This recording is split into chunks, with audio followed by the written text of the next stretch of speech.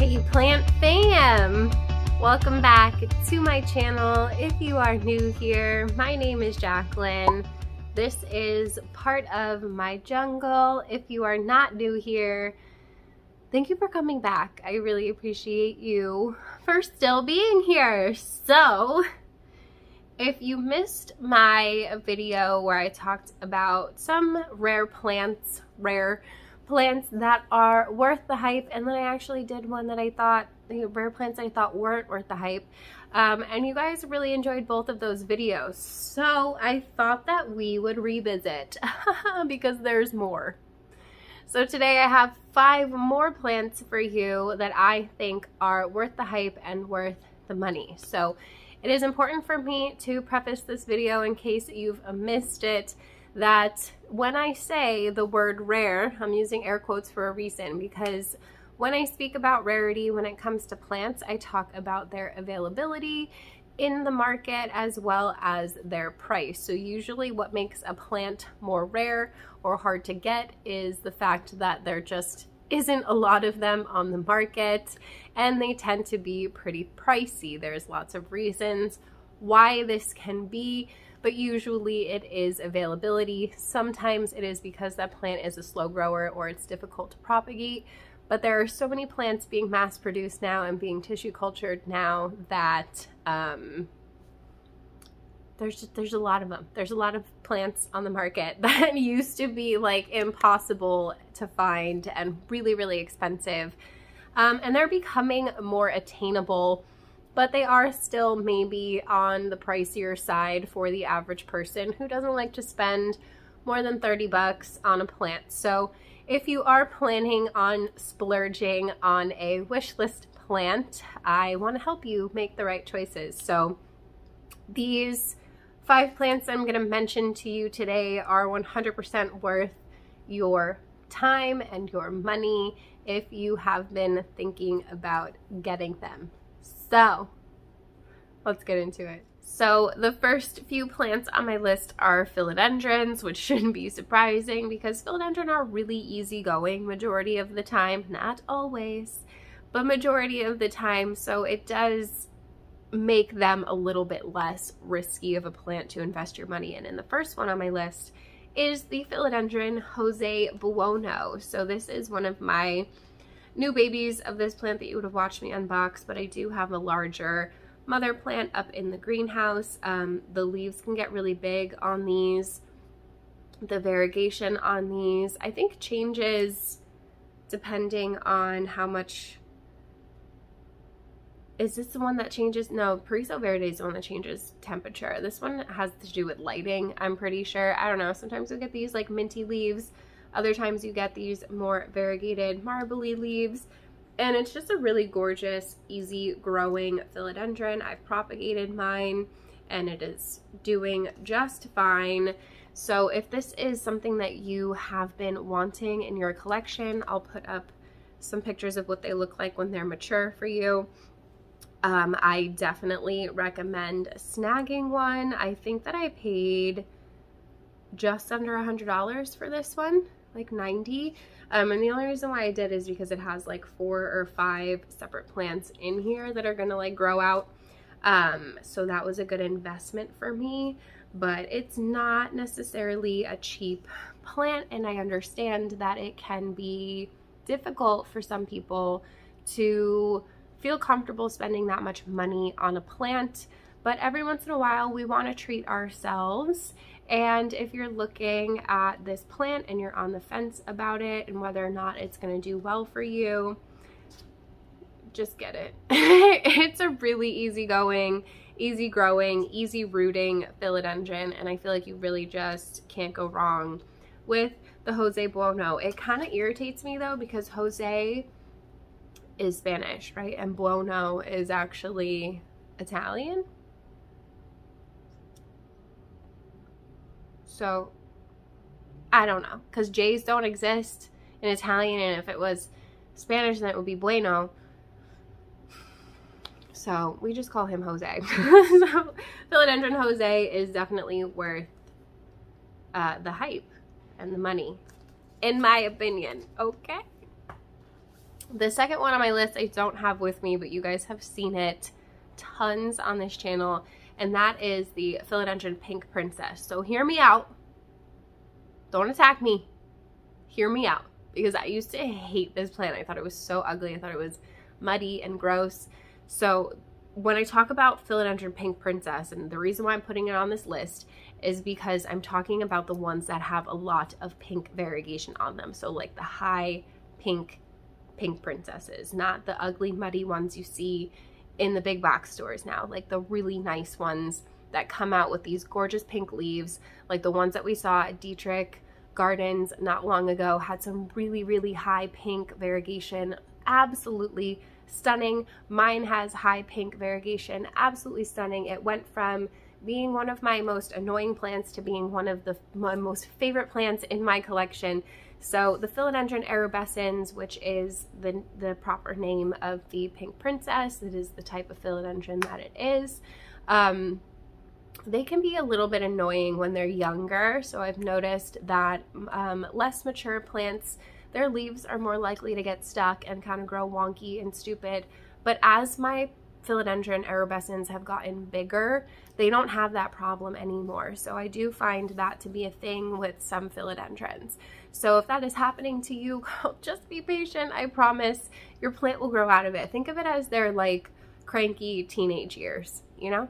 They just need to grow out of it a little bit and then they'll be fine. So I'm putting the Pink Princess on this list because if you can find a high pink plant with good genetics, it is so worth the hype. And I can't even believe that I'm saying this because it was not that long ago that I really thought that these plants were so overhyped. I thought they were so ugly, and then I saw one in the store that was stunning and I was like, you know what? I'm just gonna get it.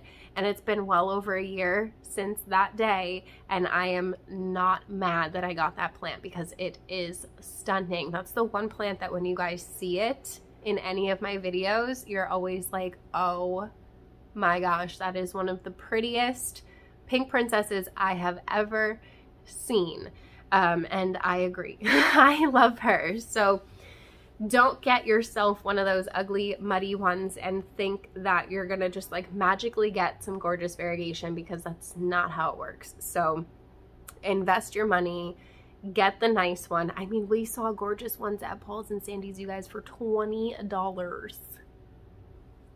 $20. You guys freaked out over it the same way that I did when I saw them. And let me tell you, they were sold out after that, like within 2 days probably, because I heard from somebody, a few people, that they were going to get them and that there were none left. So yeah, Pink Princess, but high color Pink Princess, not the ones that have like no pink on them at all. So number 3 on my list of plants that I think are worth the hype is another philodendron. It's the last philodendron on this list, I promise, but I had to include it because I was mad at myself for not including it on the last one. I don't know how I skipped over it because I wanted this plant for so long. There's so much hype around this plant, and the price reflects that. So I never took the plunge and got it until I actually imported it. What was it, last year or early this year I imported it, and it is my Philodendron Florida Beauty. So if you saw my April favorites video, I don't know what order these are coming out in, but you would have already seen it. I'm just showing this plant off like all over the internet this week because I love this new leaf that came out on her, and she is just been really easygoing, easy growing for me. I actually keep her in my bedroom, so I don't even have her in a cabinet or in a greenhouse. She's been rooting like mad in this mossy perlite mix, and I have just really been loving her, and I can't wait for her to be big. Like, I really can't. So I sold her sister, so I don't have any more of her, but I can happily import more if you guys are looking for these. They are 100% worth the hype, and I'm so glad that I finally got one, because every day that I look at this leaf, I feel happy inside. So for me, it was worth it. It was worth the money. I didn't pay as much as I would have if I bought it here because I imported it, but importing is a risk. So I encourage you to definitely assess the risk and the reward when it comes to importing. I just filmed a video about everything that you need to know before and after you import your plants. So hopefully that will be helpful for you. I had to put this one on the list. So I have two more for you, and they are both Hoya. So I couldn't neglect the Hoya. You guys know my favorites are Philodendron and Hoya. That's why there's so many of them. But Hoya can be pricey sometimes, and if you're newer to Hoya, it can be hard to know like what you should be paying for something. So this one was expensive. The prices have come down, but I'm not mad about it because it's really gorgeous. I'm trying to get this like little dried up stem off of it because it's ugly. I don't have any scissors with me. But this is my Hoya Wilbur Graves. So hi, do you see this variegation? Look at that. And then it gave me like kind of a half moon situation there, and I just really love it. So this again is my Hoya Wilbur Graves. They say there's a China and a Russia version of this, but I'm not exactly sure if they're different, to be honest with you. They just come from two different locations. I can say words good. It's fine. So yeah, the Hoya, is it a Carnosa Wilbur Graves? Is really gorgeous and 100% worth the hype. It's been slow growing for me, but it's finally starting to put out a new growth point. It's really hard to tell, but it's got this little baby growth point right here. And I'm not mad about it because I did get it as an unrooted cutting, so it did take some time to root it and get it happy and acclimated. I probably neglected a little bit too. Like definitely neglected it. So it probably would be bigger if I didn't neglect it. But if you like a silver Hoya, if you're unsure about this one, I definitely recommend snagging it. I haven't had any issues with it. It lives inside of my cabinet and it's been totally fine. I don't think it necessarily needs to be in the cabinet. I'm actually going to take a lot of them out of there and see how they do. But yeah, Hoya Wilbur Graves, definitely worth the hype. I'm trying to show it to you without all the bark falling out and without it focusing on my face. But yeah, she's worth it. If you can get a bigger one, that's always nice too. But the last one, number 5 on my list, is one of my favorite plants, and I do show it off quite a bit because it's not just like a favorite plant, it's also kind of sentimental. So when I hit 10K subscribers here on YouTube, David and I were out that day and we just happened to be at a plant shop where I saw this plant and I really wanted it because it was on sale for a good price, but I really just like didn't have the money and I really couldn't like afford it at the time. I just didn't have it in my budget at that current moment in time. So he bought it for me as like a congratulations on hitting 10K subscribers. Now we're on our way to 13K already, you guys. You're kind of amazing, and I really appreciate all of you who engage with my videos and subscribe and share with your planty friends. It definitely helps. All of the engagement helps. Even if you just leave me emojis down below, it helps. So anyway, the last one on my list is my Hoya Elliptica, and this one was on my wish list for a really long time. These are the oval leaf ones, so this one is more affordable and easier to find. The round leaf one is going to be more expensive and harder to find, but I think that they're both really gorgeous, and I think that they're both worth the hype. They kind of have these like turtleback vibes to them, to the leaves. I love the veining, and I just really love this plant. I need to get it out of the cocoa that it's in because I think it's not really retaining nutrients, and that's why I'm getting these like yellow tips on some of the older leaves, so I'm gonna repot her soon and like fertilize her properly, but she's been growing for me. We've got a new growth point down there. I've just recently propagated her, so that probably helped give her a little boost. I have a cute little crystal that I keep in here because I just think it looks adorable.